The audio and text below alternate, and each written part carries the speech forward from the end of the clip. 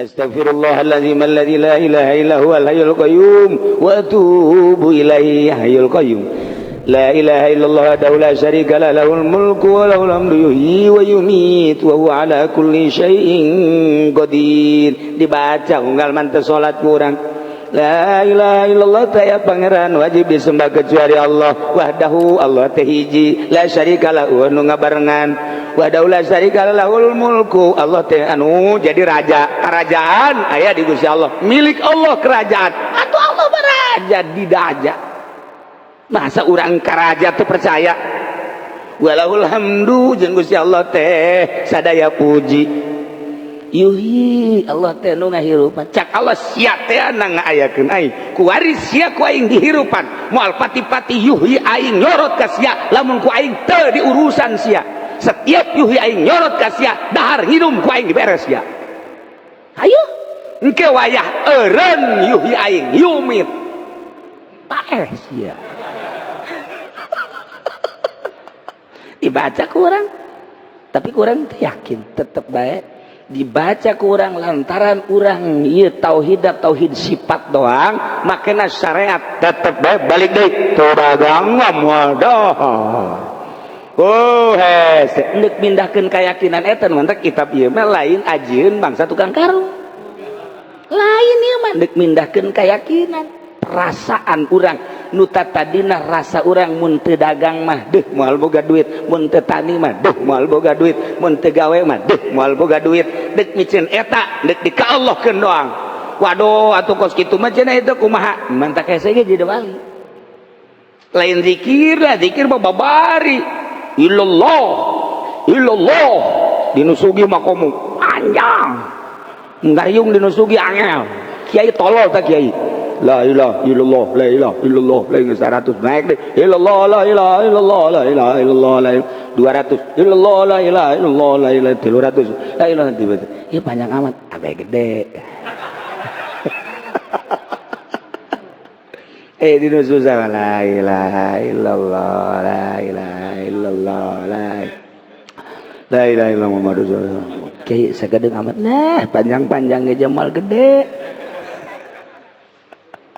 Eta tauhid sifat positif arahanana mangpaatna jang jisim sakumaha tadi tah takunu hazal jismi fid darain ibadahna lumpat ka jisim sagalana lumpat ka jisim putar aturna wudu kumaha ngababagus jisim salat ngababagus jisim jang awak bae roh kolbu teu pernah dibeberes.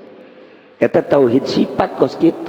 Mun ditanya ku urang Allah oh atuh aya anu ngahirupeun sia Allah, anu nyugikeun sia Allah, anu ngamuriangkeun sia Allah, nu nyaekeun Allah. Pinter wabeh je pinter jasa malah make dalil lagi geus teu kudu henteu cukup make nas, make mantek segala rupa martil lagi bual deh.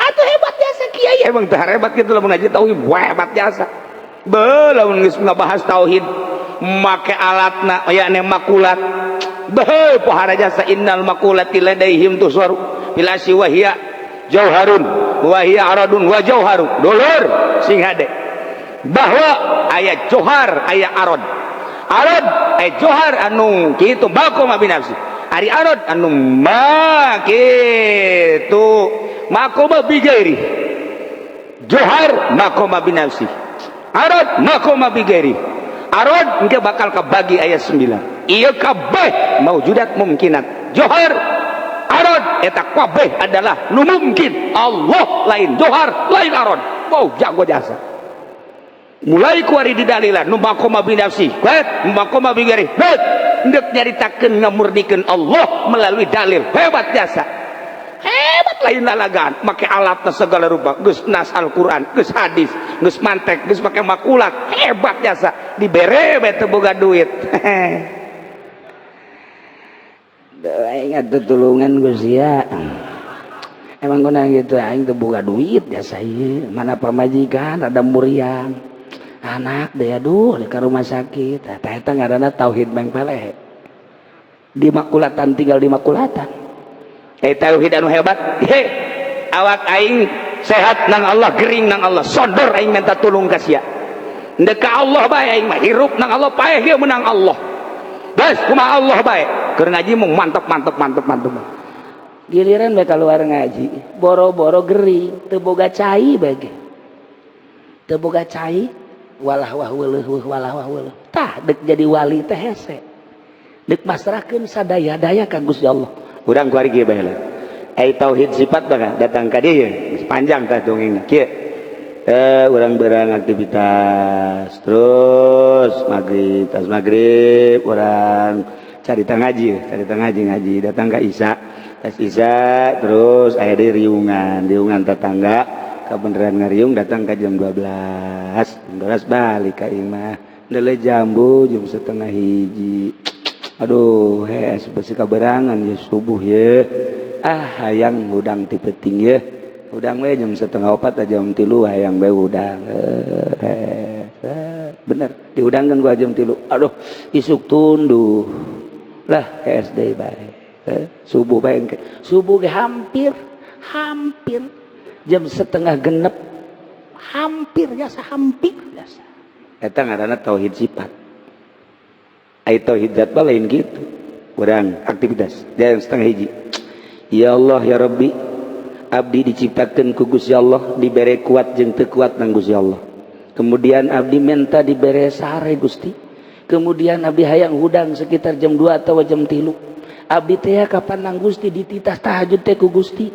Atuh Gusti mah maha kawasa hudangkeun abdi sanajan sare setengah jam ulah dibere puyeng abdi ku Gusti. Haju abdi rek tahajud isukna ulah dibere tunduh ku Gusti. Ja Gusti mah maha kawasa abdi percaya ka maha kawasaan Gusti.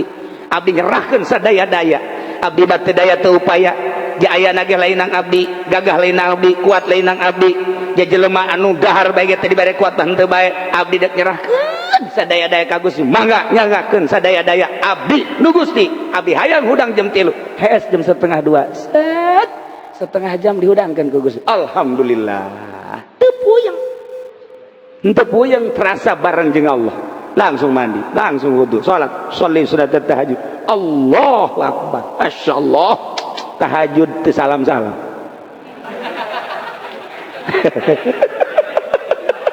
pas tahiyat teu salam Masya Allah dak pamajikanna tahiyat ke belamat datang ke jam 7 moal diserahkeun ka Allah mah nah urang ngatakan lamun geus saes saha nu ngahudangkeun ai lain Allah mah bisa nang Allah ketika orang sare dihudangkeun ku Gusti Allah hudang sia hamba aing sia dipake kakasih ku aing sia teh kakasih aing hudang sok nah seakan-akan mandi wudu sok salat aing resep ngadenge pujian-pujian sia ngadenge kapasrahan sia ka aing sakumaha sia pasrah ka aing ku aing bakal diladenan sakumaha keyakinan sia ka aing ku aing bakal diladenan ku aing ana inda zonni abdi bi aing mah kumaha sangkaan sia boga sangka bahwa nu mere kuat aing mere ka sia boga sangka anu mere gagah teh aing mere sia boga sangka anu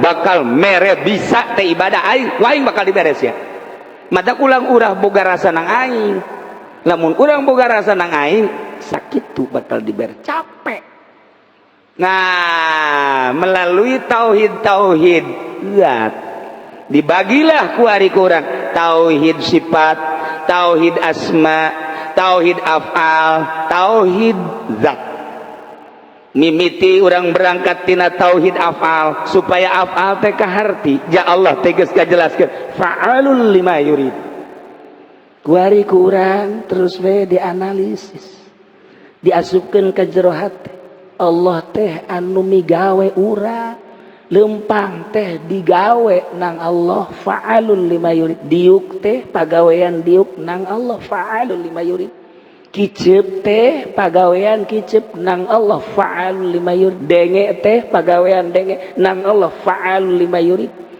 wabeh kamamana kumaha ge ieu teu kaluar tina pagawean Allah lempangna nang Allah diukna nang Allah asupkeun ka jero qalbu urang selusup oreng nang Allah terus sapoe dua poe tilu poe engke karasa ketika menang Allah Gusti teu daya teu upaya la haula wala quwata illa billahil aliyil azim horenganan henteu ngabalang hiji jelema kecuali malangkeun tenang Allah henteu datang eta panah ka ditu kecuali nu ngadatangkeunana Allah henteu ragag eta barang bang di luhur kalapa kecuali ragagna menang Allah ragagna kahandap dikenakeun kana naon kecuali menang Allah eta teh anu asli atau anu tawalud kabeh ge menang Allah fa'alul lima yurid asupkeun ka jero hate mulai kabeh menang Allah asa aya Allah teh urang lengkah nang Allah urang kadi nang Allah urang kadi nang Allah asa babarengan bae Kanjeng Allah teh mantap moal aya capek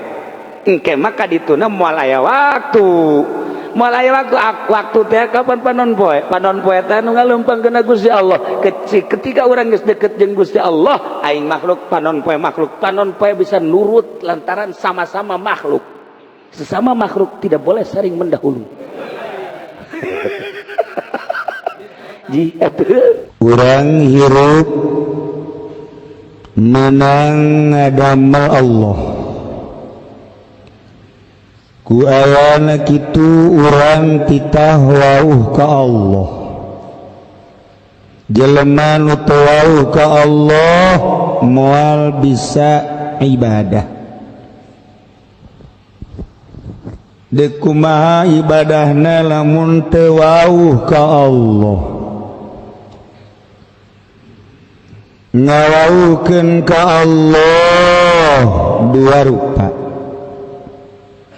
hiji wauh kana sifat-sifat Allah nomor kedua wauh kana zat Allah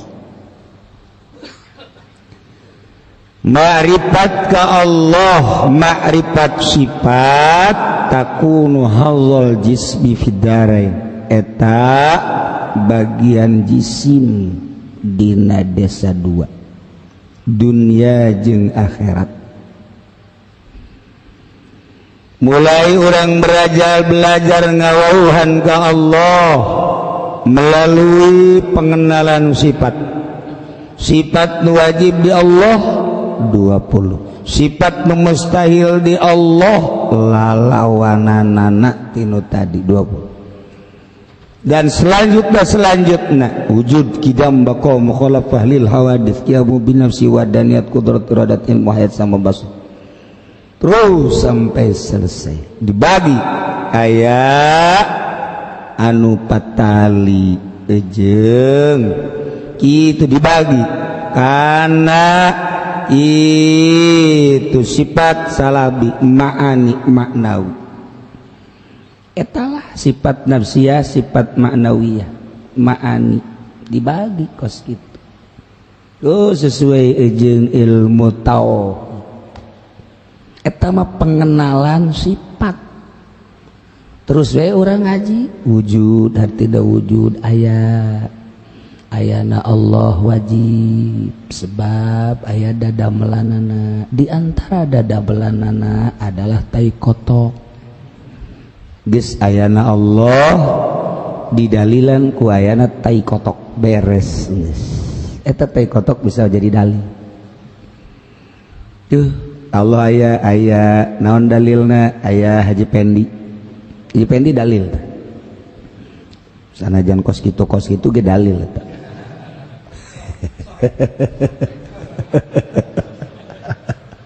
tuh kan Allah aya naon dalil aya dadamelanana mustahil aya dadamelana eueuh anu ngadamelna percis kos ayana tapak kebo mustahil eueuh kebona naon deui aya dadamelanana berarti aya nu ngadamelna percis okos aya ambe ka irung mustahil mun eueuh nu ngaluarkeun eta sarua eta kos karang itu tah eta teh nu kos kitu eta mah ngan sakadar babali ka najisi di dunia di akhirat lah tawa tauhid TK atuh dina zomkeun malah dimarawiskeun malah didangdutkeun eta tauhid teh geus puguh digambuskeun eta tauhid nu kos dinyanyikeun ku ari dinyanyikan eta tauhid teh tauhid cangkang pataligan sakadar ka awak kos kitu eta mah geus engke urusanna lagi ka ditunda syariat ngagendeng tah nu kos kitu ngomongna ge atuh budak urang mah hirup atuh kudu bersyariat atuh teu bersyariat mah teu bisa salah henteu teu salah atuh hayang boga duit teu usaha bener kajeun kuku bage bener jasa teu kudu syariat yang gering mah teu kudu ka dokter salah henteu aja kumaha atuh teu kuku bae ngan datang ka dinya doang teh urusanana urusan syariat tauhidna urusanna jang sakadar lisan awak doang tambah kos gitu mah tuh menang banggi bahaya haji bae marudah tauhid kos gitu mah meng pelehe diaji jalan tauhid ngajar malah mah pohara jasa aju dibere gering nyana geus ngomong nage jabatur ge ngadahar eta tapi jatuh gering ja aing mah kok ngadahar eta jadi gering jabatur ge teu dahar kamari teh ngabesan jatuh nyeri beuteung ku aing mah nyeri beuteung ku ieu Gusti Allah wilah bulai tah ka Gusti Allah nyedekkeun tah eta tah kos kitu tah eta tauhid ngaranna tauhid cangkang lamun jelema tauhidna ngan datang ka dinya doang eta salat mah salat malah hebat salatna mun loba jelema tahajud ge tahajud nyana mah duha satungtung aya jelema terus bae teureun wates nya salat 2 rakaat usolli salat 2 Allahu akbar aya kana jelema duha deui Allahu akbar aya kana jelema Allahu akbar aya kana jelema Allahu akbar geus 8 rakaat ieu aya kana jelema pindah deui nu sajen Allahu akbar nu itu eueuh aya deui jelema Allahu akbar dihitung-hitung 20 rakaat duha lantaran aya jelema tauhid teh ya tauhidna tauhid mengpeleh kos kitu Masya Allah itu kos menteri teh ya, di zaman Soeharto kos menteri kiai ngabahas tahajud bahwa solihin itu tidak ada yang tidak bangun malam minimal 2 rakaat apalagi kalau wali Allah menghidupkan meramaikan malam dengan ibadah kepada Allah yaitu tahajud perlu dibahas aku kiai beres menteri beresnya menteri kalau tadi kiai membahas tentang tahajud di malam hari alhamdulillah saya telah bisa tahajud siang malam hebat kalau kiai coba tahajud malam saya sudah melaksanakan siang tahajud terus goblok teh tanya ke Pak Harto bagaimana Bapak juga tahajud siang ya saya juga udah bisa siang malam sarwana eta bangsa guruna atau kos JPN atau muridna ge kos itu teu beres masa sih tahajud siang malam atuh engke ge duha siang malam alhamdulillah kiai-kiai kan cuma pagi doang duha saya sudah siang malam tahajud pokoknya duha waduh Masya Allah pohara ya teu pakai aturan teu masalah jeung Soeharto teh anak-anak ini Masya Allah umur segini udah bisa 30 juz nanti kalau udah besar mah bisa 40 juz ini mah talar Qurannya eta kan jadi tetep baik lamun aya jelema lain ahli agama ngomong agama pasti disoledat engke ge lamun aya jelema lain ahli politik ngomongkeun politik disoledat kos kula atau ngomong politik sering disoledat atuh kajian teuing aing ieu sabira aing disengsarikeun ku ahli politik sadaekna sia jeung serikeun aing eta emang aing mah bodoh ieu eta keur ngomong wae ngan bodoh-bodoh ge aing geus pisan ropong sia kadaraka beres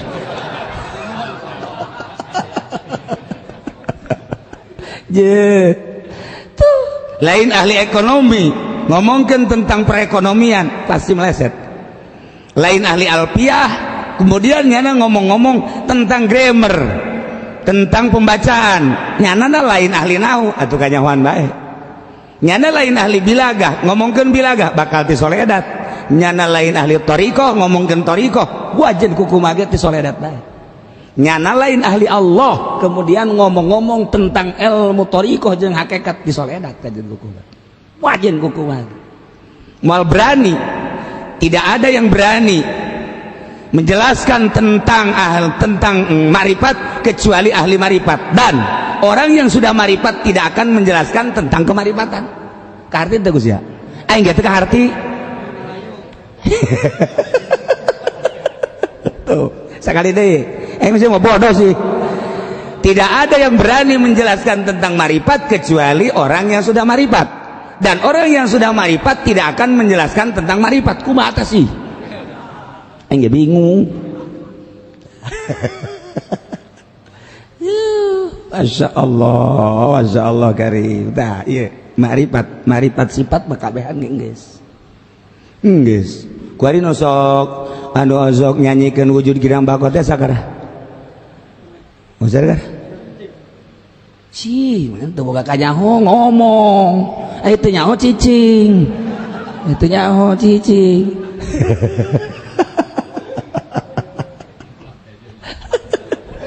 Ya nyanyahoanan ngaranna kan.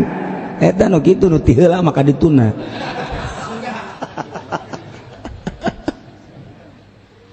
Eta banget. Ieu urang rata-rata ibadatnya kos kitu tah. Jadi sangeuk sebab teu dibere ngeunah. Nu mantak teu dibere geunah nu timbul sangeuk lantaran teu wauh ka Allah. Teu wauh ka Allah mah teu sangeuk. Urang kuari titah datang ka imah gitu. Bintang film nu ayeuna teh sakara? Nu tenar teh nu bagus nu geulis teh sa? Ngomong. Geus tarolah sia mah teu nyaho nu kuari keur tenar mah da nu buburi gilanda. Ola be ola. Maleh ayeuna ente tidak ka imah ola embung. Kunaon sih hiji teu wau nomor kedua dicarekan. Sebab naon gitu? Sebab eta teh sangeuk we sangeuk sebab teu wau. Kajen teuing hayang nyaho nyana osok narima tamu urang embung sangeuk ka ditu. Kitu nyaho keistimewaan Allah tapi kulantaran urang can wauh ka Allah sangeuk. Adzan madzan waktu datang jem make nu mahal, jem mahal. Bo bede di jamna ge. Mahal. Jengkol mah eleh. Tapi karena sholat tadi diperhatikan eta jam jang naon jam teh jang ngatur waktu sholat asal geus tara sholat siap tara waktu sholat tah eta ngaranna jam mangfaat. Ieu mah jam dipapake sholat henteu. Eta inget ka abah kula almarhum kula cicing we waktu sholat zuhur teh aju henteu berjamaah aju abah beres turun sholat teh kula masih kena diuk bae datang dijiwir bae sia make jam teu make bae itu jam naon emang konon gitu sia geus sholatan jam waduh wah aing dijiwir kieu bae ya eta jam teh dipapake teh jang sholat cenah aduh hebat tuh tuh mantak inget bae tetangga kuari tuh buka kartu bae kula tah aduh mantak kuari sok diomong-omong eta baheula bau panas dijiwir lantaran haji pendim nu ngajiwir atuh teu berjamaah tetangga kuari jadi itu balas dijiwir bagalak abah baheula galak jadi ka jam-jam dibabawa ku jana sia dipamulikeun jam ku aing cek cenah teh jang atur salat dipake bae salat henteu jadi eta jam dibantikeun ku aing ye ulah tuh bah galak abah wasit kuarina nu mentek kula sok ngomong gitu jam dipake berjamaah ti lo deres masih sholat kene mah itu berarti sholat aja eta jam naon jam naon ayo tuh yang keren cek gini emangnya nama tiheula ka ditu meureun Masya Allah ya. Makrifat data gareja syariat aya syariat mah engke ge bika jadi pangeran cek Tuan Syekh Abdul Qadir lamun urang terus-terusan make syariat bete make hakikat jadi pangeran sia Tuan Syekh Abdul Qadir yang Fathur Rabbani. Oh, gerak. Waduh. Tuh. Nang aing ngabangun, ieu syariat kan nang aing eta lamun aing. Mulai kan. Tuh, ieu teh nang meuli aing balas usaha aing. Alhamdulillah ku Gusti Allah syariat make syariat keneh ngomongna mah. Tapi kan nang aing mun cacak-cacak eueuh aing kumaha? Tah. Tuh, si itu nang aing nyakolakeun aing syariat kan nang aing eta. Kebal-kebal leungit syariat teh jadi pangeran. Jadi pangeran. Nang aing kabeh. Nang aing kabeh. Tuh eta kan syariat tuh. Asal lepas bae tah ngomong syariat, asa nang aing bae. Jeh. Menta kurang dagang mah dagang, ngaranna ge bersyariat. Hate mah ka Gusti Allah. Kalamun dibere untung bae engkena bakal ngaku jadi pangeran. Nu manta ku Allah dirugikeun. Dirugikeun teh abeh ulah ngaku jadi pangeran, malah lolobana rugi. Abeh daun abeh inget bae ka pangeran. Sebab inget ke dongeng eta teh Syekh Junaidil Baghdadi. Syekh Junaidil Baghdadi teh dongeng aya jelema teh inget-inget ka pangeran. Cek Allah teh ieu budak teh inget bae ka pangeran padahal mah sehat nang aing. Eta nya dibere harta berlimpah nang aing. Coba ku aing dibere gering. Dek dibere gering. Mulai nya Allah Allah Allah Malik astagfirullahaladzim astagfirullahaladzim. Ya Allah subhanallah subhanallah astagfirullahaladzim. Malaikat bebeja ka Gusti Gusti mending digeringkeun bae cenah. Emang kunaon cek Gusti keur carita dongeng supi. Kamari manyana keur teu dibere gering tu pernah zikir ka Gusti. Kan kaambe kukula zikir teh kan seungit ka ambeuna. Kemudian salilanya na teu pernah gering bau jasa hangru. Barangnya na gering seungit ka ambeuna lantaran terus bae Allah Allah istighfar istighfar lah mending digeringkeun we Gusti. Cek yang tu malaikat ge nitah ngageringkeun ka jelema kos kitu mah. Kadu tilok zikir-zikir mah. Soalnya teu ka ambe-ambe bagus kunyana. Nah, engke ku Gusti Allah disehatkeun deui. Coba sehat. Nyana inget teu ka aing. Barang sehat saeutik bae. Ya Allah, poho deui bae. Oh, kok saya jelema ya? Kok saya jelema moal dibejakeun ngaranna. Tabrakan jeger. Wah, potong sukuna potong. Urut ka dokter, urut ka dokter. Alhamdulillah make tongkat bisa ke masjid. Jum'ahna nu tilok jubah tatayina jam 10 geus datang ka masjid. Nyana neangan tihang kieu we ditihang. Sasalaman kana we. We teu alamat bisi tinggalin ieu kula mah geus naon garang-garangna hayang ditihang bae cekeuna sebab ieu suku itu datang ka rada cager masih kene tah make tongkat barang teu make tongkat boro-boro ditihang teu Jumat eta teh jelema teh berarti bagusan kene dibere tabrakan deui kabeh Jumat deui tauhid sifat kos kitu bae teu meunang dibere gering aral teu meunang dibere rugi aral teu meunang dibere susah aral tauhidna tauhid sifat eta mah tauhid awam eta mah tauhidna tauhid lumrah TK kos kitu ambalayah eta mah tauhid kos kitu mah cek tuan Syekh eta mah kos kitu mah teu kadeuleu tauhidna oh sapira eta mah hazal jismi fid darain wa marifatuz zat takul hazar ruhil kursi fil akhirat. Marifat zat ialah bagian ruhil kursi, ruh anu bersih jaga di akhirat murni ngagenclang lewat tinu tadi melalui pembersihan batin nyana nyekalakeun awak aya lelembutan di jero lelembutan teh aya panyakit aya laum, aya hawa, aya makruh, aya ujub, aya gibah, aya riya, picen aya kitu jahlu, aya bodoh, aya hubul jahumul mal hubur dunia hubur riasa picen kabeh dibersihan sedemikian rupa kunyana diupayakeun datang ka leuleungan ninggalkeun heula masyarakat ninggalkeun heula anak pamajikan, ninggalkeun heula dunia, tinggalkeun sanajan nyana aya di imah, diusahakeun hate teh ulah resep kana dunia, ditapakuran kunyana awak kunaon sia resep bae dunia ja dunia mahina cak Gusti Allah, cak Gusti Allah lauzina lamun ditimbang aya mangpaatna ulah loba ieu dunia, andai kata aya mangpaat jeung aya mulia aya bagus ulah gede saukuran jangjang rambetuk bae niscaya moal dibikeun ka kafir ta dunia, moal dibikeun ka kafir ku ayana hina dunia dibikeun ka kafir hina entak dibikeun ka nu hina deui kulantaran mukmin mah mulia teu dibere dunia sebab kotor masa sih kudu dibawa kuno mulia tuh kan keur ngaji mah bener oge ya bener oge ya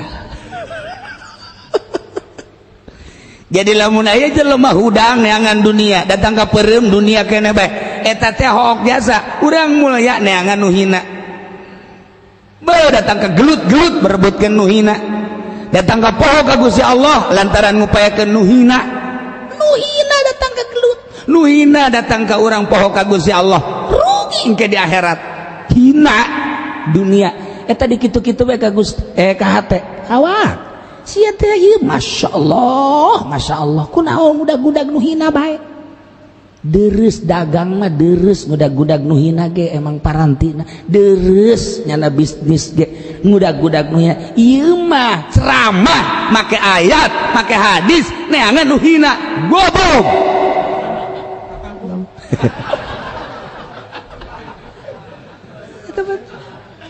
tuh masyaallah pohara jasa tuh ai kitu mah nyana dagang geus tanggung hina di akhirat lagi geus mal heseen deui malaikat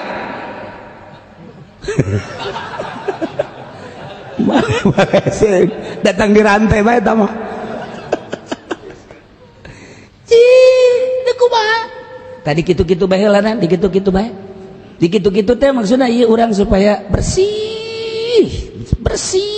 tidak dunia terus we sapoe dua poe aya heueuh ner-neran bahwa eta dunia hina mun encan aya anggapan di jero hate urang bahwa dunia hina urang masih kena can boga makom terus bae hese kudu boga guru nu mantak didinya lah guru mursyid datang nyanggakeun sadaya-daya abdi teh pangurus geni awak nyaan sia mohon daek sia ninggalkeun pamajikan mombong bohong ai gitu batak bohong loba anu bebeja ka kula ge kula mah cenah panguruskeun bae kiai awak lah cenah ieu di ka Allah keun boga pamajikan sia boga ai mah isa naon dia dagang mun eureun dagang daek ieu tuh kumaha cenah bohong berarti sia sia mah maca shalawat bae bohong berarti emang kudu eureun ci atuh cenah urang kumaha dahar nah ieu teh endek mindahkeun keyakinan nu tadina urang boga keyakinan mun teu dagang teu dahar kuari mah tinggalkeun eta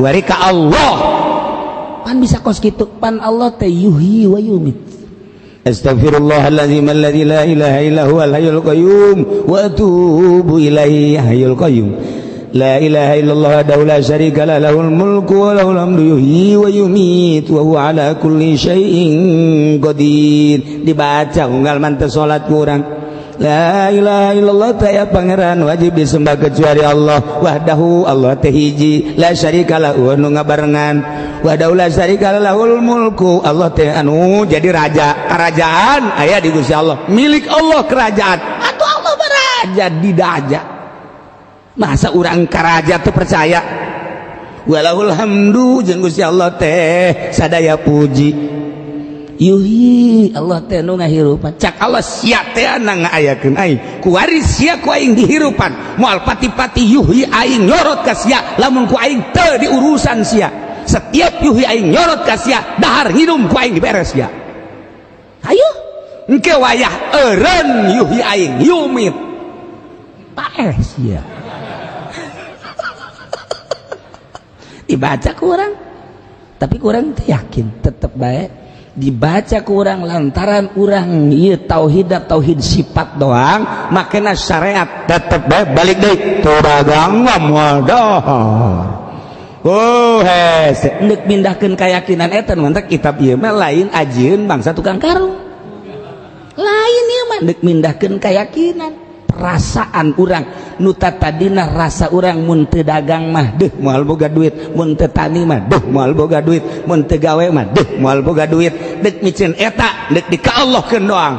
Waduh atuh kos kitu mah cenah eta kumaha? Mantak hese ge jadi wali. Lain zikir lah, zikir mah babari. Illallah. Illallah dinusugi makomu panjang. Ngariung dinusugi angel. Kiai tolol tak kiai. La ilaha illallah, la ilaha illallah, la ilaha 100 naik deh. Illallah, la ilaha illallah, la ilaha illallah, la 200. Illallah, la ilaha illallah, la ilaha 300. La ilaha tiba. Ieu panjang amat, abe gede. Dinu susah la ilaha illallah, la ilaha illallah, la ilaha illallah Muhammadur Rasulullah. Kiai sakedeung amat. Nah, panjang-panjang ge jamal gede. Eta tauhid sifat kos itu arahanana manfaatna jang jisim sakumaha tadi tah takunu hadzal jismi fid darain ibadahna lumpat ka jisim sagalana lumpat ka jisim putar aturna wudu kumaha ngababagus jisim salat ngababagus jisim jang awak bae roh kolbu teu pernah dibeberes eta tauhid sifat kos kitu mun ditanya ku urang ala oh aya anu ngahidupkeun sia Allah anu nyugikeun sia Allah anu ngamuriangkeun sia Allah nu nyaetkeun Allah pinter wabeh je pinter jasa malah make dalil lagi geus teu kudu henteu cukup make nas make mantek segala rupa martil lagi bual deh atuh hebat jasa kiai emang teu hebat kitu lamun ngaji tauhid hebat jasa beuh lamun geus ngabahas tauhid make alatna yakni makulat beuh pohara jasa innal makulati ladaihim tusaru bil asyi wa hiya jauharun wa hiya aradun wa jauharun dulur sing hade bahwa aya johar aya arad johar anu kitu makoma binafsi ari arad anu kitu makoma bigairi johar makoma binafsi arad makoma bigairi arad engke bakal kabagi ayat 9 ieu kabeh maujudat mumkinat johar arad eta kabeh adalah nu mungkin Allah lain johar lain arad wow jago jasa mulai kuari di dalilan nu makoma binafsi nu makoma bigari hendak nyaritakeun ngamurnikeun Allah melalui dalil hebat jasa hebat lain lalagaan make alatna segala rupa geus nas Al-Qur'an geus hadis geus mantek geus make makulat hebat jasa dibere teu boga duit aing atuh tulungan Gusti ya emang kuna gitu aing teu boga duit jasa ieu mana pamajikan ada muriang anak deh aduh di ka rumah sakit eta ngaranna tauhid mengpeleh di makulatan tinggal di makulatan tauhid anu hebat awak aing sehat nang Allah gering nang Allah sodor aing minta tulung ka sia ndek ka Allah bae aing mah hirup nang Allah paeh ge menang Allah bas kumaha Allah bae keur ngaji mung mantep giliran bae keluar ngaji boro-boro gering teu boga cai bage teu boga cai walah wah weuleuh tah dek jadi wali teh hese dek masrahkeun sadaya-daya ka Gusti Allah urang kuari kieu bae lah tauhid sifat bae datang ka dieu panjang tah dongengna kieu urang berang aktivitas terus maghrib urang carita ngaji datang ka isya terus aya deui riungan tetangga kabeneran ngariung datang ka jam 12 balik ka imah deuleu jambu jam 12:30 aduh besi kaberangan ya subuh ya hayang hudang ti peuting ya udang we jam 3:30 jam 3 hayang we udang bener diudangkeun gua jam 3 aduh isuk tunduh lah SD bae subuh bae subuh ge hampir jam setengah genep hampir biasa eta ngaranna tauhid sifat. Ai tauhid zat lain gitu urang aktivitas jam setengah hiji. Ya Allah ya Rabbi, abdi diciptakeun ku Gusti Allah, dibere kuat jeung teu kuat nang Gusti Allah. Kemudian abdi minta dibere sare Gusti. Kemudian abdi hayang hudang sekitar jam 2 atau jam 3. Abdi teh kapan nang Gusti dititas tahajud teh ku Gusti. Atuh Gusti mah maha kawasa, hudangkeun abdi sanajan sare setengah jam ulah dibere puyeng abdi ku Gusti. Haju abdi rek tahajud isukna ulah dibere tunduh ku Gusti. Ja Gusti mah maha kawasa, abdi percaya ka maha kawasaan Gusti. Abdi nyerahkeun sadaya-daya. Abdi bate daya teu upaya. Di ayana ge lainang abdi, gagah lainang abdi, kuat lainang abdi. Ja jelema anu dahar bae teh dibere kuat teu bae, abdi dek nyerahkeun sadaya-daya ka Gusti. Mangga nyanggakeun sadaya-daya abdi nu Gusti. Abdi hayang hudang jam 3. Hees jam setengah 2. Set. Setengah jam dihudangkeun ku Gusti. Alhamdulillah. Teu puyeng. Henteu puyeng terasa bareng jeung Allah. Langsung mandi, langsung wudu, salat, sholli sunat tahajud. Allahu akbar. Masyaallah. Tahajud teu salam-salam.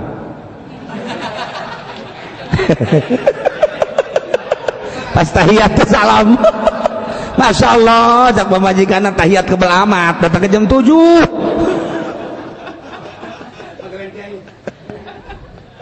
Moal diserahkeun ka Allah mah. Nah, orang katakan lamun geus saes saha nu ngahudangkeun? Ai lain Allah mah bisa. Nang Allah ketika orang sare dihudangkeun ku Gusti Allah, hudang sia hamba aing. Sia dipake kakasih ku aing. Sia teh kakasih aing. Hudang. Sok nah seakan-akan mandi, wudu, sok salat. Aing resep ngadenge pujian-pujian sia. Ngadenge kapasrahan sia ka aing. Sakumaha sia pasrah ka aing, ku aing bakal diladenan. Sakumaha keyakinan sia ka aing, ku aing bakal diladenan ku aing. Ana inda zonni abdi bi. Aing mah kumaha sangkaan sia. Sia boga sangka bahwa nu mere kuat aing mere ka sia. Sia boga sangka anu mere gagah teh aing mere. Sia boga sangka anu bakal mere bisa teh ibadah aing bakal dibere sia. Madak ulang urah boga rasa nang aing. Lamun urang boga rasa nang aing sakit tuh bakal diberi capek. Nah, melalui tauhid zat dibagilah ku ari kurang tauhid sifat, tauhid asma, tauhid af'al, tauhid zat. Mimiti urang berangkat tina tauhid af'al supaya af'al teh kaharti ja Allah teh geus kajelaskeun fa'alul lima yurid. Ku ari kurang terus we dianalisis, diasupkeun ka jero hate. Allah teh anu migawe urang, lempang teh digawe nang Allah fa'alul lima yurid. Diuk teh pagawean diuk nang Allah fa'alul lima yurid. Kicep teh pagawean kicep nang Allah fa'alul lima yurid. Denge teh pagawean denge nang Allah fa'alul lima yurid. Wabeh kamamana kumaha ge ieu teu kaluar tina pagawean Allah, lempangna nang Allah, diukna nang Allah, asupkeun ka jero qalbu urang selusup orang nang Allah. Terus sapoe dua poe tilu poe engke karasa ketika menang Allah Gusti teh daya teu upaya la haula wala quwata illa billahil aliyil azim. Horenganan henteu ngabalang hiji jelema kecuali malangkeun teh nang Allah. Henteu datang eta panah ka ditu kecuali nu ngadatangkeunana Allah.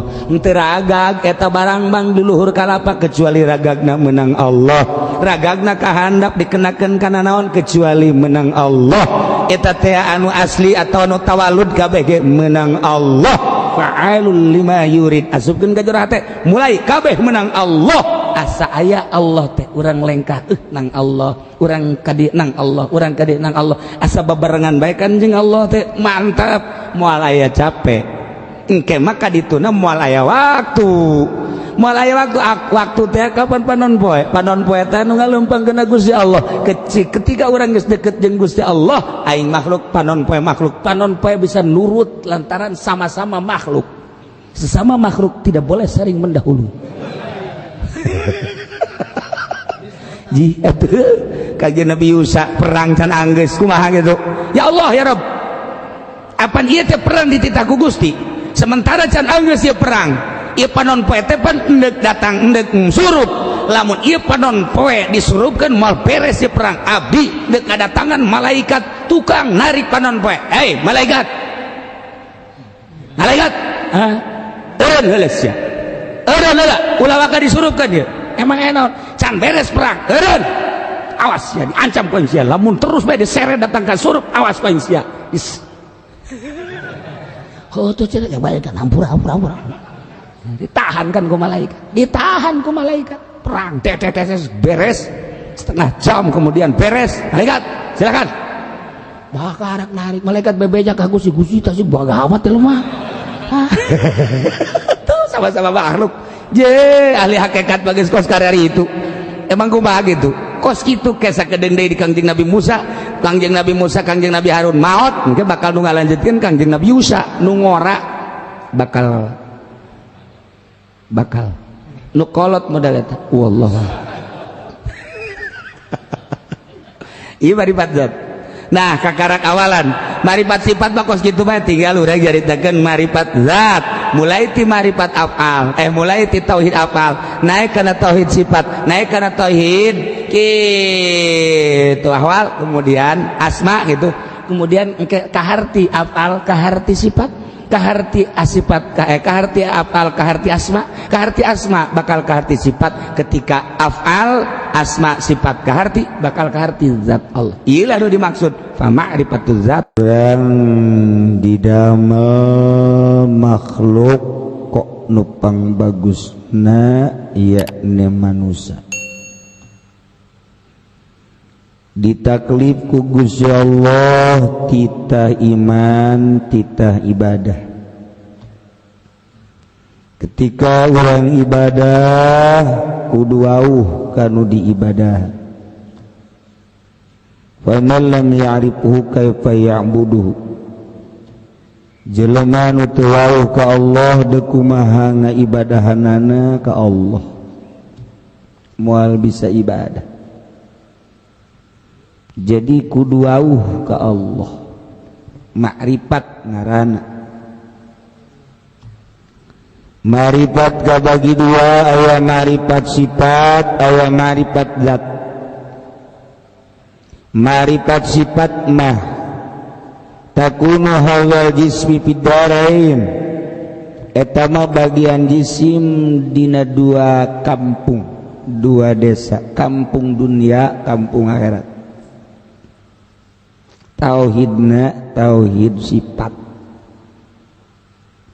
des tabak kamari sekadar wujud idam bako mukhalafah lil hawadits qiyamu bin nafsi wa daniyat qudrat rodat bagi kana sifat nafsiyah salabiyah mani maknawiyah kos kitu wayah dagang mundur mah wayah dagang rugi mah nyana tetep ngalamun wayah muriang ngalamun tinggalkeun ku kabogoh nginum baygon padahal mah wujud kidam bako dibabaca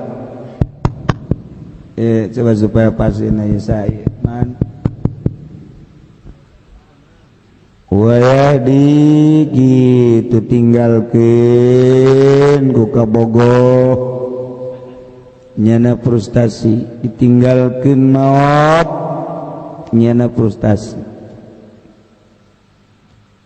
tinggalkeun maot usalaki ceurik pamajikan salaki ditinggalkeun maot ku pamajikan ceurik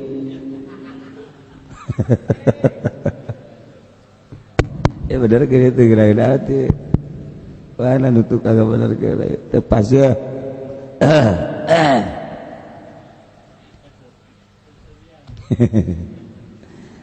lalaki tolol tuh mokos gitu mat lain tolol nukudu nama pamajikan ngagojob encan dikubur didinya orang nikah di hareupeun pamajikan karak mantep dia tuh lain menang-menang deh, boro-boro paeh hirup dia menang.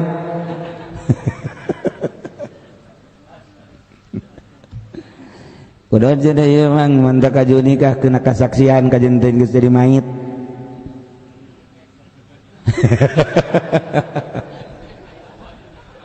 Wal bisa saduk jek garis pae. Oh. Emang ada huruf kene nya ngorowot.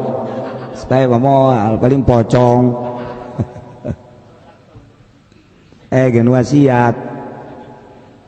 Majikan lemur yang wasiat ka salakina abdi asana ieu mah hirup geus teu kuat bakal tereh maot.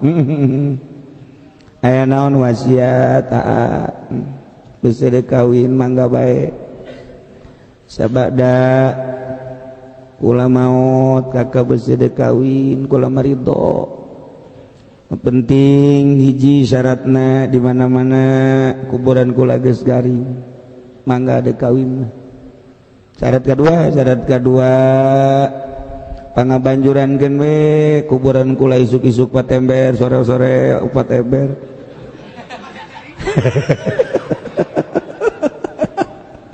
Amun geus garing karak meunang kawin deui goblok meureun sih.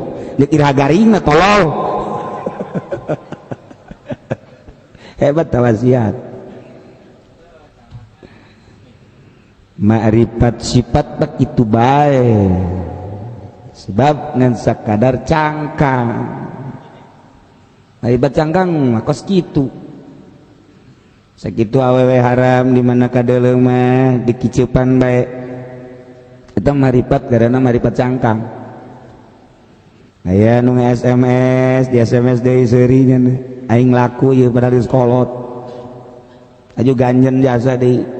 Main foto-foto bae. Padahal geus wisan kajembut-jembut.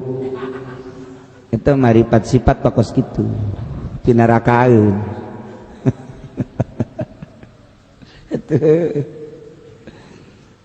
Tawa mun batur meureunanan ngaju aya nu datang awewe. Assalamualaikum waalaikumsalam ngaji pendi kulat teu aya sasaha ieu kula merindu jasa ka Mang Haji sadajan abdi mah umur kakarak 25 tahun tapi asana keundeul Mang Haji mah kasep jasa ieu mah kula mandek sedekah bae susu kula pangnyekelkeun asana Haji pendi mah balingkekeun deui ka dieu eta ma'rifat jan subuh mah biasa maghrib gitu disampaikan wujud gidambako aya susu mah dicekel lae sifat pokos gitu ya Allah ya Rabbi nyaho tahajud teh hebat bakal nyangan kuburan jaga saat orang di jero kuburan pak mongkling buta rata mana teh aya batur sorangan bae sempit ka bina-bina lamun urang sering tahajud caang kuburan jeung lega lamun 2 rakaat tahajudna ngentit mun 4 rakaat rada gede 10 rakaat ku gede 20 rakaat mah curi mun 1 rakaat pareum teh nyaho udang jam 2:30 jadi mana hujan pohara tiris yo kada cair ada jauh dari setik paeh dari geus jauh orang lampu WC na jauh orang kanyaho orang tahajud bakal nulungan orang jaga di kuburan bakal dari caang tapi kutiris eleh ieu tauhid sifat ma'rifat sifat ma'rifat na kakarak datang ma'rifat sifat tapi lamun ma'rifat eta jang di dunia di akhirat eta bae tah di dunia dongeng keayaan tauhid kos kitu ma'rifat ka Allah wujud tidak mako di akhirat kayak gitu sarua bae tinggal ka dikoreksi batin dunia mah nya cukup wa ma'rifatuz zat takunu hadzar ruhil qudsi fil akhirat masyaallah ma'rifat zat ma takunu aya ta ma'rifat zat ma bagian ruhil qudsi fil akhirat kama qala Allah taala wa ayyadnahu bi ruhil qudsi wa hum manusia dikuatan biruhil qudsi urang mimiti di alam ruh, alam arwah. Allah nyiptakeun roh suci luar biasa. Kasucianana ku Gusti Allah ditanya, Gusti Allah nanya ke roh, cek Gusti Allah, apakah kaula lain pangeran aranjeun kabeh? Qalu bala, sumuhun Gusti teh pangeran. Dek nurut banyak kana aturan-aturan kaula? Pasti. Moal maksiat badengke? Moal. Alastu bi rabbikum? Lain tak kaula pangeran aranjeun kabeh? Qalu bala syahidna, sumuhun abdi jaksian das. Moal maksiat badengke jaga di dunia? Moal. Dek nurut ka kaula? Sangat. Mun aya nu ngajak keluarin kaula bakal nabane nurut, jadi najis. Geus nyebut lagi qalu bala syahidna, ruhil qudsi. Cak Gusti Allah maneh bakal diturunkeun ka dunia, sanggeus datang kana ajalna bakal dicabut balik deui ka aing. Lamun roh sesuai jeung aslina qudsi suci, bagian maneh surga. Lamun maneh bebolokot ku dosa, bisa seheula maneh. Moal abdi sadaya moal kudu berdosa. Syahidna binyaksian Gusti teh pangeran, maya ka pangeran abdi kudu maksiat. Gusti teh anu ngadamel langit bumi katutesina, maknya abdi didamel ku Gusti kudu mahiwal ka Gusti. Moal Gusti bener nyangageun. Bener sok datang ka waktuna diturunkeun hiji-hiji ka alam dunia. Tak anu jadi Bill Clinton, anu jadi Obama, anu jadi George Bush, anu jadi Abdullah Raja Arab, anu jadi Idi Amin, anu jadi Muhammad Ali, anu jadi Mike Tyson, anu jadi Mario Kempes, anu jadi Maradona, anu jadi Bronson, anu jadi Cinglu, anu jadi Sosobur, anu jadi Ajat Sudrajat, anu jadi si Aswadi Idris, anu jadi Andi Lala, anu jadi Haji Pendi, Ibu Rozak, Ibu Doli, Haji Firdaus, ayah kabeh lah.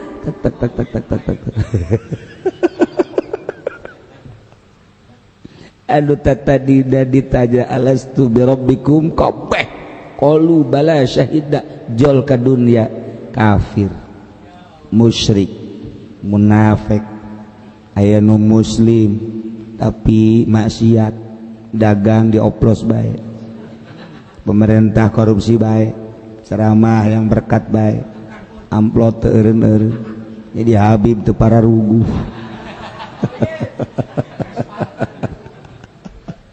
Aspal lu kudu 5 cm jadi 2 cm. Iya macam-macam ya, macam-macam barang hayang jadi kudsi teh hese, hayang jadi kudsi teh hese. Wa ayyadnahu biruhil qudsi, ma'rifatul zat takunu hadzal ruhil qudsi fil akhirat. Urang teh carita surga, lamun urang geus datang ka ruhil qudsi di dunia keneh surga geus karasa. Lamun Kangjeng Nabi Isra, urang bakal bisa Isra sakumaha Kangjeng? Urang mun datang ka ruhil qudsi. Kangjeng Nabi Mi'raj minal Masjidil Aqsa ila Sidratil Muntaha, lamun roh urang geus qudsi sarua jeung Kangjeng Nabi bisa. Cih, atuh naon bedana aja Kangjeng Nabi wa uswatun hasanah. Oh, kipu doli ge para liman kana yarjullah. Ji, eta ayat eta sebulan mulud digecek-gecek bae. Eta uswatun hasanah, uswatun hasanah. alhamdulillah hasilnya kebeli Fortuner. Deres tah iya nya hayangnya teu kabeli rusak jasa tah tuh iya tah supaya jadi ruhil qudsi deui kumaha ma'rifatul zat mimiti urang berguru heula waliyam mursyida wa tarasyansa idza tala'at tazawaru an kahfihim zatal yamin wa idza gharabat taqribuhum zatal shimal wa hum fi fajwatin minhu dzalika may yahdillahu kadituna wa may yudlil kadituna waliyam mursyida wa may yahdillahu fahuwal muhtadi kadituna waliyam mursyida wa may yahdillahu fahuwal muhtadi wa may yudlil falan tajidalahu waliyam mursyida. Siapa di baca gitu talar heran aing mah aing onam tilok maca jih bagusan mana aing maca tapi tetalar tapi aing mah tilok maca tapi talar.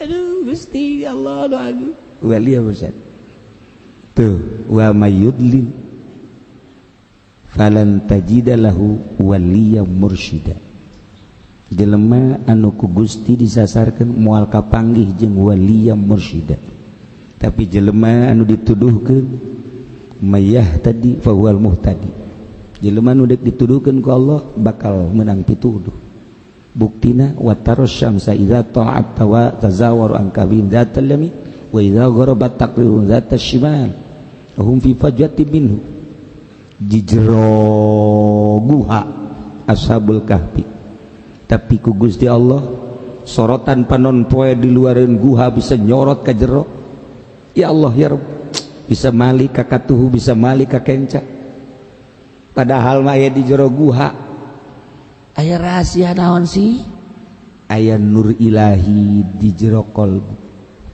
lamun urang geus boga nur ilahi urang sare gundamna ge gundamna Allah Allah mun urang sering maca sholawat gundamna Allahumma sholli ala sayyidina Muhammad wa ala ali Muhammad Allahumma sholli ala sayyidina Muhammad wa ala ali gundamna teh naon kurang dibaca namun urang tilok maca sholawat tilok zikir gundamna karunggoni platejo platu gundamna kos itu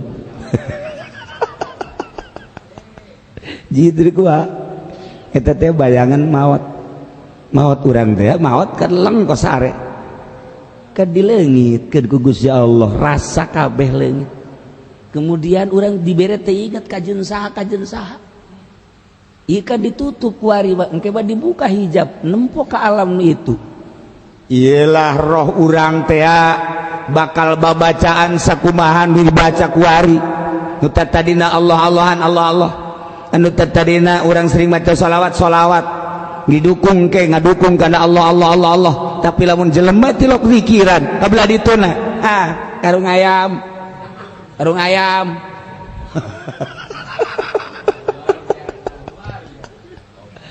sia deh ulah sapekeun cacan mental Gusti Allah mulai ayalah waliyam mursyida beat urang di tarekat beat artinya beat ketika tenuturkan karena aturan-aturan guru sentil kayak ku guru siap kos abri ketika keluar tidak aturan keabrian nyana bakal disiksa kos polisi ketika keluar tidak aturan kepolisian nyana disiksa nu mantaknya nama selalu patuh ke komandan siap dan kamu besok melaksanakan tugas survei ke pondok siap dan itu amrinya namanya di modalannya hontunya di ongkosannya siap dan di sana nanti ada janda kamu harus periksa siap dan jandanya muda apa tua muda siap-siap dan dua kali janda siap-siap dan ini mah jandanya tua siap dan untuk komandan saja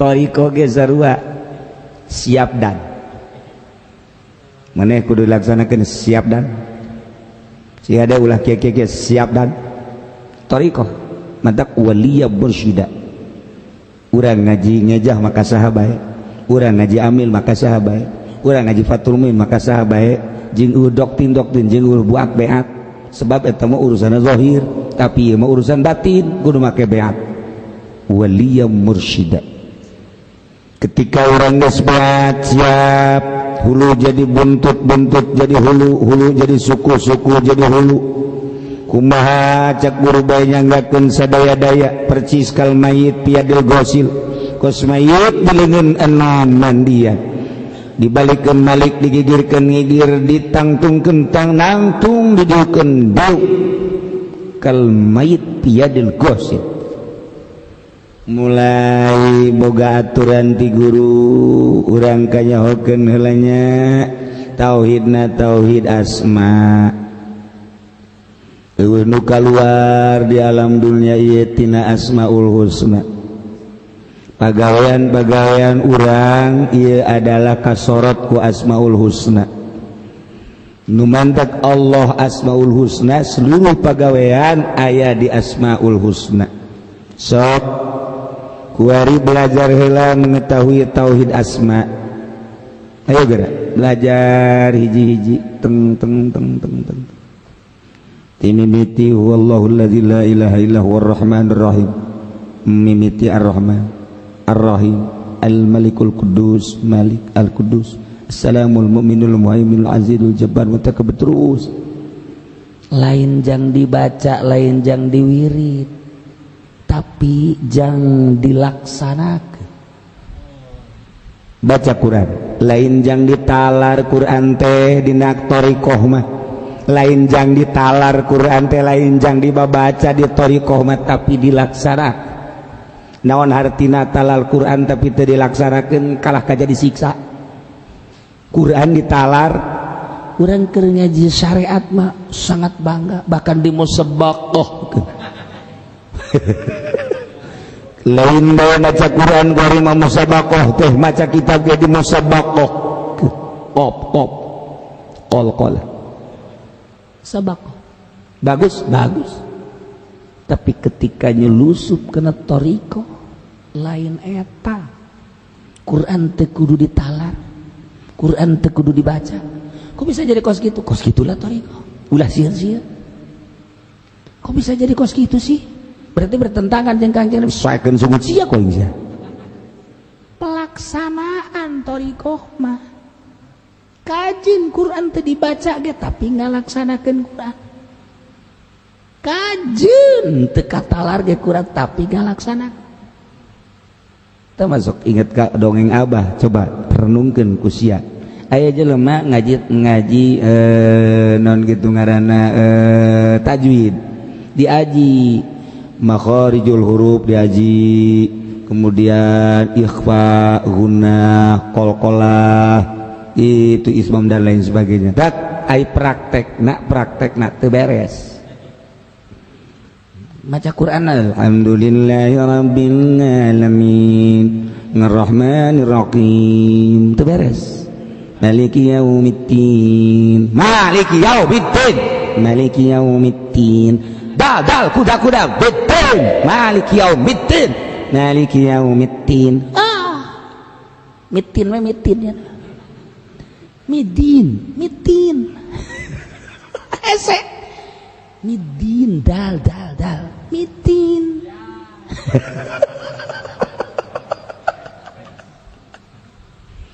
iyyaka na'budu wa iyyaka nasta'in tok iyyaka na'budu wa iyyaka nasta'in ta'in c iyyaka na'budu wa iyyaka nasta'in saya juga udah ngaji tajwid sekiannya ya praktekin iyyaka na'budu wa iyyaka nasta'in ya tangin susah tangin meureun ieu mah kos aya jelema anu eta teh gagah jasa jelema masyaallah pohara jasa macul kuat teu make kaos kahujanan kaanginan pohara jasa ditanyakan ku jelema isi rahasia dan naon ieu boga wiridan naon mun barang dahar naon ku baga amat kahujanan kaanginan teu pake baju teu pake kaos kok kuat amat ieu teh berkat antangin alhamdulillah tah kudu kipodoli teh ngomongna lumayan sakitu ge 3 juta tuh nah iya asma Allah lain diwirid sok wirid diwirid benang gajaran cek syariat tapi ketika nyulusup ka thariqah lain diwirid teu kudu talar asma Allah mah cek syariat talar ya kanjeng Nabi ge dita syariat ketika asup nyulusup ka thariqah lah dek talar dek henteu maksudna teu perlu Quran dek talar teu perlu pan kos kitu amat pelaksanaan DPR lain lalagaan loba nu talar Quran Bupati Rahmat Yasin Bogor santri meles-meles Yasin talar tabarok talar waqiah talar surat kahfi talar nyana kuari masantren di mana masantren di Bandung di mana karah tuh dasar siapa nyaho bae amang jeung sia meureun dasar gua anak suka miskin tuh Bupati baru gubernur loba nu talar Quran di MPR tapi teu ngalaksanakeun endahan jadi mangsa KPK maningan teu talar tapi bener aya teu talar nya teu bener aja pendi eta mah atung geus ka mah talar henteu maca tilok teu bener teu mah geuna parantina nah ieu urang kajahokeun heula Ar-Rahman Rahman teh hartina ulas Allah rahmat Allah teh adalah nyulusup ka manusia ka hewan ka bumi ka langit kabeh kena rahmat Allah di langit salangit malaikat kasorot ku rahmat Allah di bumi sabumi kasorot ku rahmat Allah di laut salaut kasorot ku rahmat Allah di leuweung saleuweung kasorot ku rahmat Allah kayu batu kabeh kasorot ku rahmat Allah ieu bumi kabeh ge kasorot ku rahmat Allah sehingga rahmat Allah teh bisa nyieun neraka jeung surga hasilna kasimpulanna bumi langit dunia akhirat kabeh ge ieu teh dadamelan rahmat Allah atuh termasuk maneh ge kasorot ku rahmat Allah sumuhun sok atuh bersyukur ka Gusti Allah mulai ketika orang ningali keindahan alam dunia dina thariqah berarti kan orang guru tafakur ku urang kuari kadeuleu keindahan alam dunia neuleuh langit indah amat eta langit ngumpul beuh masyaallah mun beurang aya panon-poeannya angan jagat mun peuting aya bulannya angan jagat sok tapakuran nang saha eta langit sakitu indahna aya panon-poean aya bulanna nang Allah sing bener atuh maneh ka Allah mangga ketika urang ningali kana kaindahan bumi mending ngampar ieu bumi ningali kaindahan aya gunungan gunung teh indah amat ningali laut mani indah pohara ningali tangkal kayu mani indah sok eta teh kaindahan alam teh nang sa nang Gusti tidak rahmat Allah sujud atau sujud begitu ka laut ningali lauk-lauk timimiti lauk julung-julung lauk parai gede setik endet gede setik gabus gede setik kabelah cumi teh hurang teh kemudian aya lauk kakap kemudian kabelah dituna aya lauk layung kemudian kabelah dituna aya lauk bude teh naon hiu lauk naon deh Paulus nang saha ngadamel nang Allah ku rahmat Allah sumuhun sujud atau sujud tafakuran sok begitu orang kaleuweung masyaallah ningali aya kabang-kabang aya gaang aya deui cacing kemudian aya deui macem-macem di dinya nyiruan teh cangkas teh binatang-binatang anu ngarayap anu halali berlaleutik geus karuhan loba mulai ku ari ti mimiti hayam datang ka embe pucang datang ka munding datang ka sapi banteng jeung sajabana budak maung singa macan gajah jeung sajabana nang saha eta nang Gusti Allah ku rahmat Gusti sujud atuh kuali ragap ka diri maneh ayo nang maneh teh nang saha nang Allah kunaon ku rahmat Allah masyaallah rahmat Allah teh ngalimpudan seluruh dademantak timbul bae inna rahmati wasi'at kullasyai janang Allah dadamelan teh nang Allah sok tafakuran tidak dedeulean we heula dedeulean keindahan kudu ditafakuran urang deuleu naon bae tafakur deuleu macan masyaallah indah amat eta buluna pahala calangapna indah amat mun ngangsongkeun leungeut kanyana indah amat aduh itu bacaan pohara amat itu maung pohara amat itu singa pohara amat itu gajah pohara amat masyaallah karim pohara tafakuran sok tafakuran ya Allah keindahan Allah ti mimiti langit bumi kemudian makhluk manusia ngaran manusia hewan kemudian laut eta teh rahmat Allah inna rahmati wasi'at kullasyai ya Allah geus atuh kumaha urang teh ulah galak ka jelema sebab kabeh ge dadamelan Gusti adapun batur salahna eta teh ku nafsuna urang mah atuh mun tayang ka Gusti Allah bersyukur henteu dijadikeun anu salah ketika urang gapanggih jeung ahli Allah sono ketika urang gapanggih jeung jelema mukmin sono ketika urang gapanggih jeung jelema kafir tetep sono sebab ulah ningali kafirna neuleuh dadamelan Allahna ahli thariqah bangke da eueuh sekat jeung saha bae bakal aku ulah kaget lamun Gus Dur wauh jeung saha bae ulah kaget lamun Habib Lutfi Kuari wauh jeung saha bae ulah kaget sebab jana mah berbeda alam kitulah di thariqah aya pandangan ieu teh bu ilmuwan ilmu Allah ieu mah ilmu dunia tetep dihormati ieu mah mukmin ieu mah kafir dihormati ieu mah awewe ieu mah lalaki dihormati mata kula kaget besi aya ahli thariqah ngarendeng jeung awewe ulah kaget tuh siapa ka aing sok aju kitu bae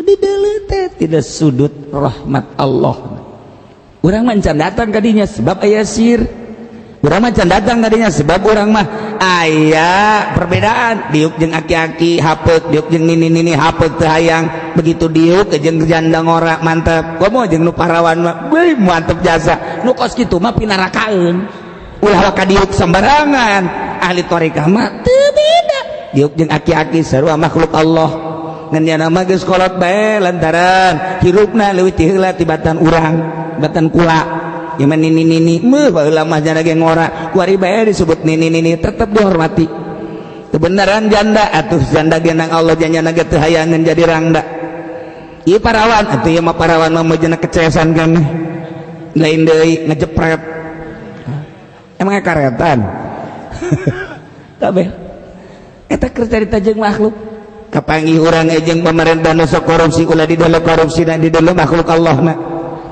ketika aya jelema mabok ulah di dalam mabokna dalam makhluk Allahna ketika jelema zina ulah di dalam zinana dalam makhluk Allahna jangan nu rek nyiksa teh lain urang Gusti Allah nu rek ngasorgakeun teh lain urang Gusti Allah wallahu alam urang ge kumaha meureun hukuman Allah ulah waka memponis batur jore lantaran diri urang ge can karawuhan engke di akhirat nu ngasupkeun ka surga jeung ka neraka lain urang lain bapak kolot urang lain tetangga urang lain kiai lain nabi Allah bageurat mulai tah pan pohara amat bi mangkos kitu thariqah nah ketika aya jelema korupsi ulah di dalam korupsina tapi di dalam makhluk Allah ngan urang kudu bersyukur ka Gusti Allah alhamdulillah Gusti maling teh korupsi teh lain di diri abdi tapi di batur abdi mah dijaga ku Gusti alhamdulillah ketika aya jelema teu penting kerek bae urang mah tahajud ulah sombong tetapi orang bersyukur ka Gusti Allah Gusti alhamdulillah abdi mah ku Gusti didamel jadi manusia teh dibere hudang ku Gusti kemudian dibere daek salat ku Gusti lain abdi anu hudang teh lain abdi anu salat teh ieu teh Gusti Allah lamun ku Gusti Allah cara itu mah kerek bae abdi bisa rua tuh ulah ngahinakeun kana kerek bae ketika orang puasa ieu teh lain urang nu puasa teh Gusti Allah mere kuat ka urang jeung mere hayang ketika neuleuh jelema nu ngaroko bae urang ulah bendu pantogeun dahuluna